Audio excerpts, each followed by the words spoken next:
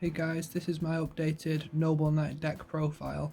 I am not going to release this until I've also released a combo video, so if you're seeing this, the combo video will finally be out. It's only been a year, so thank you for waiting. Let's get into it.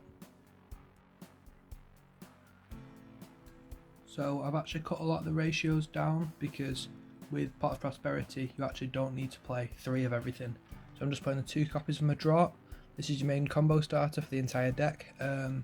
The reason you're playing 2 is because you've got 3 Heritage of the Chalice, you've got Merlin, you've got Reinforcement of the Army, and you've got Prosperity to get to it. So you don't actually need 3 copies. I wanted more room for hand traps because this deck can dig for 6 cards in your opponent's turn and you're looking for hand traps. So just the 2 copies. 2 copies of Noble Knight Brothers. It's a shame you can't do the third brothers put back 2 other brothers combo with only 2. But I mean, I really did not want to play like 3 of every Noble Knight, so got 2 copies. It's really good. I've not explained what these cards do. So firstly, Madrot. Sorry, I'll go back. Madrot, if it's equipped with an equip spell, a Noble Arms, it gets an effect, and its effect is if this is the only monster you control, you can summon a Noble Knight from deck, and then you can destroy the equip card. So really cool. It's your main combo starter.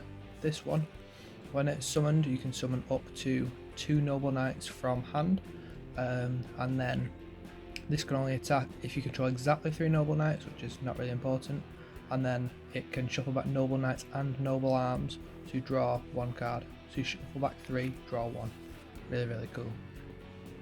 I think this might be the only one I'm playing at 3 is Noble Knight Custennin, because it's spoilers. So basically it's an extender for the deck. If you control a Noble Arms equipped spell, you can special summon it from hand, and then if it's used as a material for an XYZ Synchro or Link, it gives that monster the effect that you get an additional normal summon that turn, so of a Noble Knight.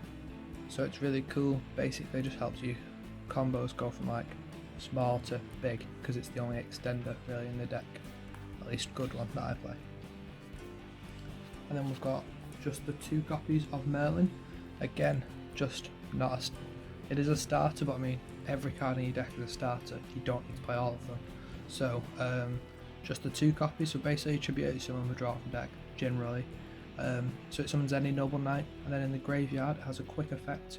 We can quick Synchro or quick XYZ by banishing this from grave. So if you get like 2 monsters on the board during your opponent's turn, you can just quickly make an XYZ, and like it's okay with the newer XYZ because that's actually more interactive, but also it helps like if they flip up, for example, some sort of floodgate, you could chain this and then make the XYZ first. So really cool.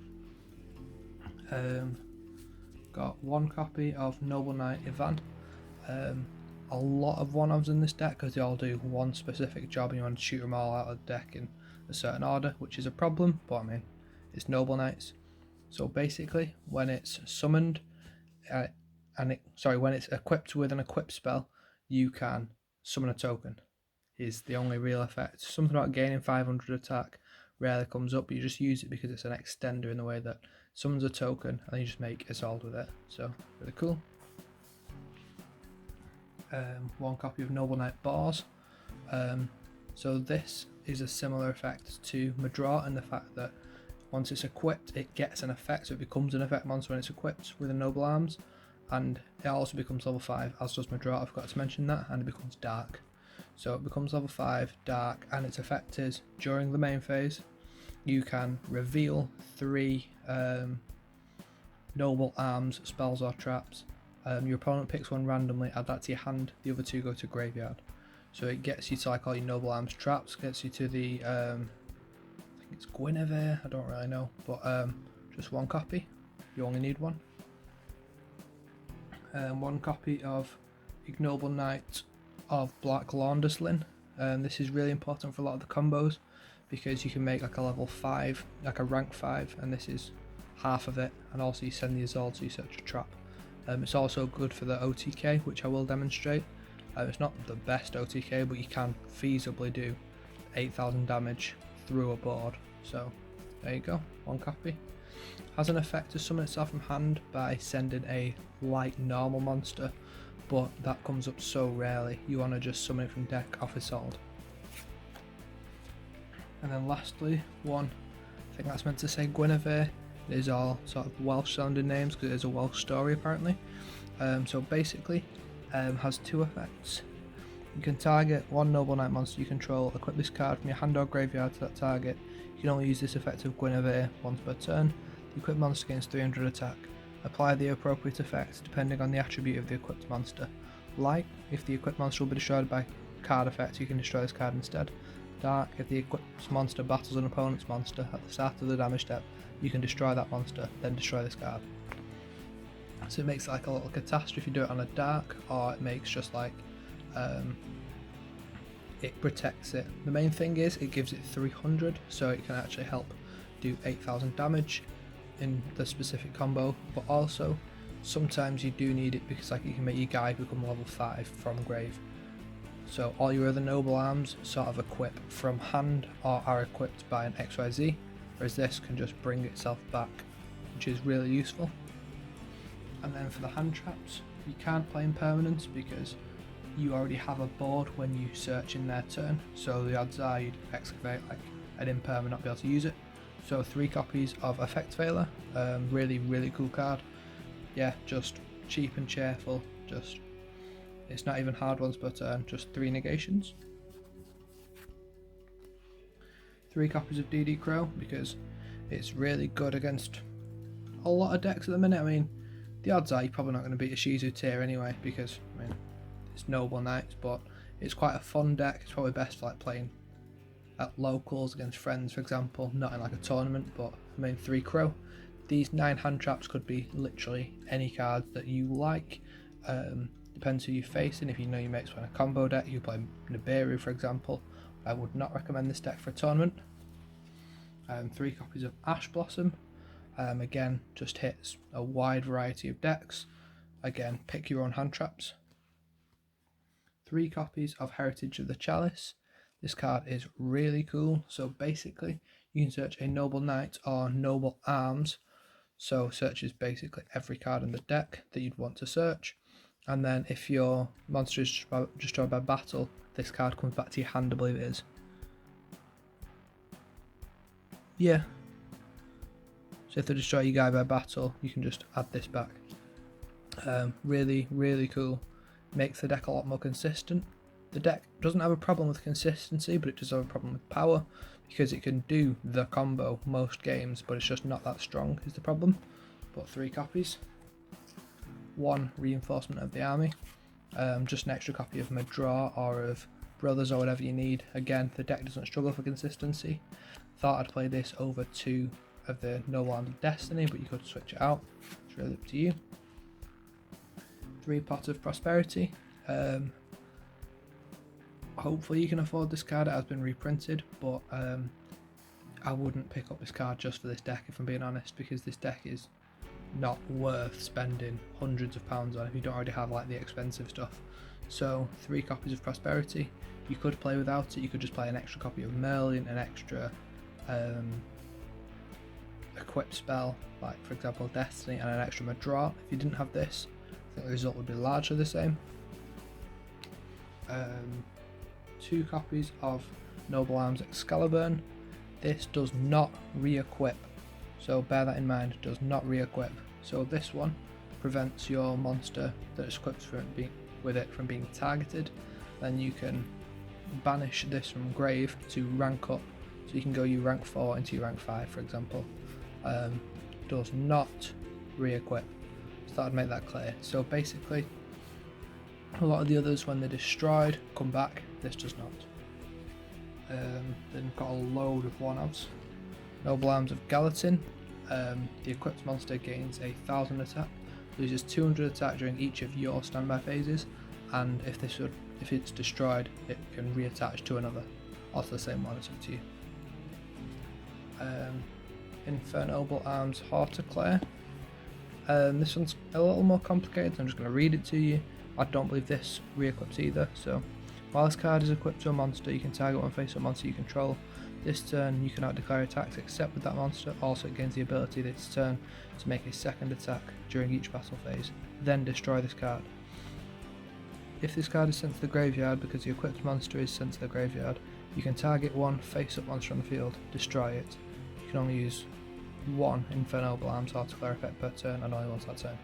So yeah, you use this for the OTK because it makes your guy able to attack directly. No, sorry, there's another one that makes it attack directly. This one makes it attack twice and it's on 4k. So just the one Articulair, one Clarent. So this one is the one that makes it able to attack directly by paying 500, and then if it's destroyed you can re-equip this card. One Caliburn. I love starting my combos with this one because just every time it re-equips you just gain 500. Make sure you always use the effect to gain 500, so you just equip it, gain 500, do something, it gets destroyed, it comes back, gain 500. You can reborn it with an XYZ, like bring it back again for another 500. Also, it boosts the monster by 500, which is essential for the OTK because you guys on 4k can attack directly twice. So, one Caliburn, one Noble Arms Arthur, I think it is. So, you can only control one Noble Arms Arthur. Equip only to a warrior type monster once per turn. You can target one set card your opponent controls. The equipped monster permanently loses 500 attack, and if it does, destroy that target. This attack loss remains even if this card leaves the field or the monster becomes unaffected by card effects. If this face-up card on the field is destroyed and sent to the graveyard, you can target one warrior type noble knight monster you control, equip this card to that target. So basically, your guy loses 500, destroy a set card. If you can't lose 500 anymore, then I think it dies. But it's good. You just need a lot of different names for the deck, because you need to send different names for the noble knights, for the assault, sorry. This one just prevents destruction, so this is one of your main ones, and it does re-equip as well. And look at that artwork, wow, absolutely stunning. This is probably the best reason to play the deck, is the artworks. Then lastly, 3 copies of Until Noble Arms Are Needed once again. So you have to play 3 because of like some bars combos where you want to guarantee you see it, or like there's a combo where you've got 1 in grave, 2 on field, so you go chainlink 1 from grave, chainlink 2, chainlink 3, so you excavate, change the order of your top decks, then excavate again. So like you can just dig for 6 cards for hand traps basically. So what this does is excavate cards from the top of your deck equal to the number of noble arms equipped spells you control, and if you do, add 1 of them to your hand. Also place the remaining cards on top of your deck in any order. You can banish this card from your graveyard except the turn this card was sent to the graveyard. Special summon from your deck 1 noble knight monster with a different name from the cards you control or in your graveyard. You can only use this effect until noble arms are needed once per turn. So really, really cool card. I'll show off how to use this properly in the combos, so that will be a separate video, but I'm going to release it alongside this video. So that's it for the main deck. So onto the extra deck, we've got 2 copies of Artorigus, King of the Noble Knights. So when this is XYZ summoned, you can equip up to 3 Noble Arms equipped spells to this card. So it would become, for example, untargetable, indestructible, and gain 1000 attack. And then you can detach 1, destroy spells and traps on the field up to the number of noble arms equipped to it. So that's really good. I believe it's equipped to it. Let's just have a quick read. Oh no, just noble arms you control, so you could have them equipped to something else and still destroy. So that's really, really cool. It's a little antiquated because it just destroys back row on a spell speed 1. But, I mean, the deck is antiquated. So 2 copies. Got 2 copies of Sacred Noble Knight of King Artorigus. This is the better one, so it can detach to destroy a monster, I believe, and then obviously it equips 3 when it's XYZ summoned. Yeah, and then if this card on the field is sent to the graveyard, you can target 1 level 4 or higher Noble Knight monster in your graveyard, special summon that target. So this is good with Merlin, for example, because you can just like reborn the one of them, and then use Merlin to like quick XYZ in your opponent's turn. So 2 copies. So for the newer Noble Knight, this one just requires 2 level 4s, and 2 plus level 4s Noble Knight monsters, and basically you can detach to target cards on the field and return them to the hand. And then if this card is drawn by battle or card effect, then it floats into an XYZ from the extra deck of your Noble Knight and attaches itself to it as material. So that's really, really cool. Just a lot of combos make this going first, but I still prefer to make the Artorigus because it's equipped with everything. But I mean, it's probably just personal preference. Onto the general rank 4s, of which we have loads. Got one copy of Castel, Troll and Toad near mint, I'm sure. Friend of mine literally sellotaped this back together after someone ripped it up in a rage. It's now mine, I'll keep it forever. Judge said it's not tournament legal, which I was fuming about, but oh well. One copy of Tornado Dragon. I managed to get this misprint off a mate, it's pretty cool. Got no name on it, but it is in German, so oh well. Literally just random rank 4s. Dweller's good, I mean, play this against Tyr, but again, try not to face Tyr is the idea. One copy of Baguska, again, good against Tyr, but I mean, after 2 turns they'll probably realise you're playing Noble Knights and they'll smash you, so don't face Tyr. We are playing the Utopia package, even double, even though we're not playing double or nothing.